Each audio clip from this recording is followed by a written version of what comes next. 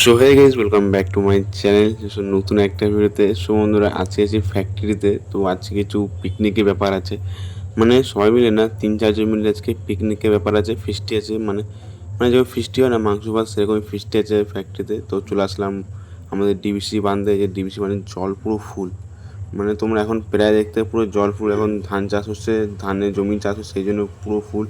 So বন্ধুরা, এখন factory চলে এসেছি। এখন প্রায় 5টা সাড়ে 5টা বেজে গেছে।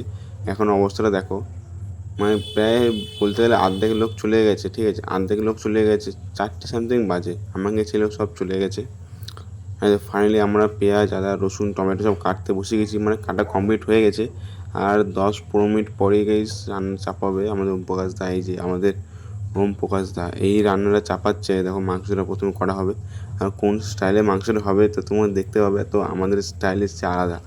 ঠিক আছে, ওম প্রকাশ দা বাইরে থেকে এসেছে, তো বিহার থেকে এসেছে। তো ওরকমই স্টাইলে রান্না হবে যেরকম ওরা খায়। তো আমাদের স্টাইল রান্না অনেক খেয়েছি, এখন ওদের হাতে রান্না এই প্রথম খাবো আমি। এদের মশলা পুরো একসাথে কাছে বাটা হচ্ছে, মানে জিরে গুঁড়ো, আদা গুঁড়ো, ধনে গুঁড়ো সব হয়েছে, এতে মিক্সিং হবে। মিক্সিং হওয়ার পর তবে লাস্টে সবার লাস্টে দেবে। এখন মশলা এখন দেয়নি, এদের শুধু মাংসটা ভেজে নিচ্ছে পেঁয়াজ দিয়ে। তারপর মাংস দিয়ে পেঁয়াজটা দিয়েছে, সব ভেজে নিচ্ছে। তো তারপরে এই মশলা দিয়েছে, জলটা সেদ্ধ হওয়ার পর এখন এই আলু ফুল সব দিয়ে দিচ্ছে।